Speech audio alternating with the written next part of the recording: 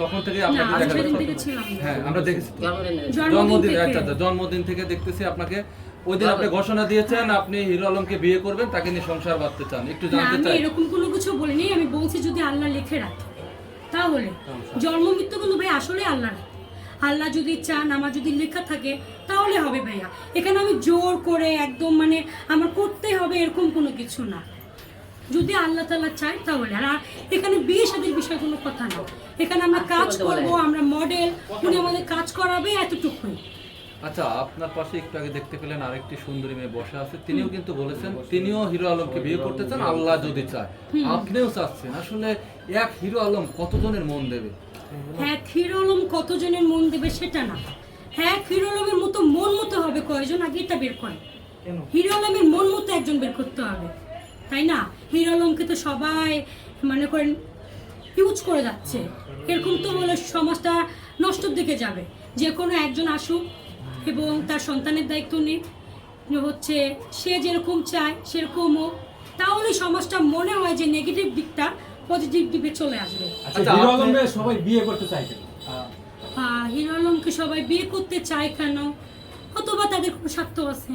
আপনি তো বললেন যে যদি কপালে লেখা থাকে। আমি এখনো বলিনি যে আমি বিয়ে করব। আপনার পাশে একজন বলতেছে কপালে লেখা থাকলে। কপালে লেখা থাকলে অবশ্যই হবে। তার মানে আপনার ইচ্ছা আছে হিরো আলমের বউ হওয়ার। এখানে ইচ্ছা সব হচ্ছে আমাদের বিবেকের বাইরে।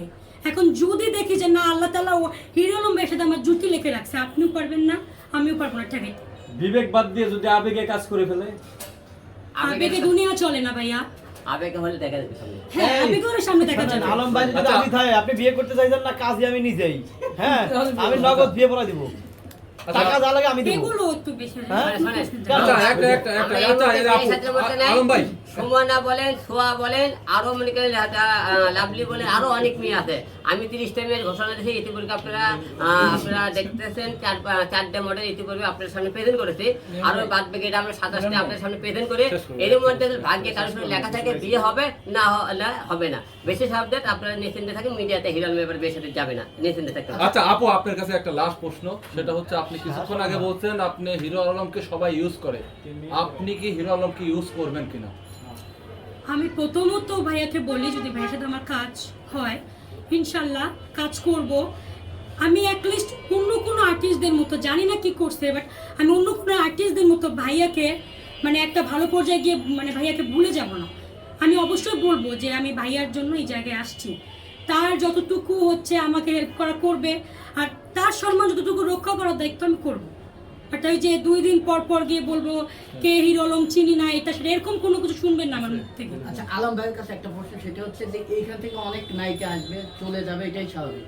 যদি কেউ এখান থেকে যাওয়ার পরে বা ভালো কাজ করলে অথবা সোহামনি যদি কখনো ম্যাক্সের কাছে যা অভিনয় করবে, সেক্ষেত্রে আপনি কি করবেন? শোনেন, আমি তো ডাইরেক্ট বলেছি আমি কারোর সাথে কোনো প্রেমের রিলেশনে যাইতেছি, কাদের রিলেশনে যাইতেছি।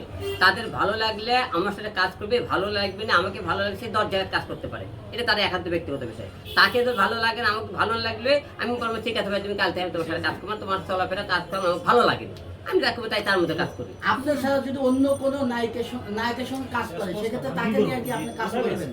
না, কাজ করবো না কেন, আমি আমার মতো কাজ করবো। সে তো আমার থেকে বেটার কাউকে, শুনে সবাই মানুষ বেটার কাউকে চায়, যে হিরোর থেকে তো বেটার কেউ কাউকে পেয়ে যায় তো কাজ করবি, তার সমস্যা নেই।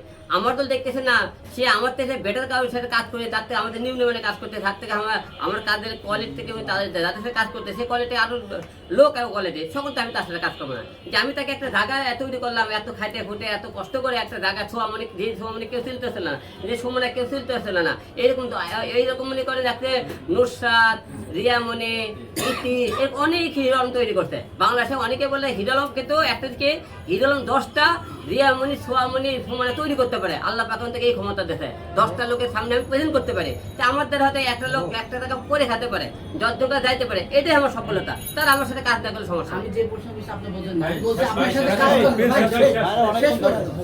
আপনি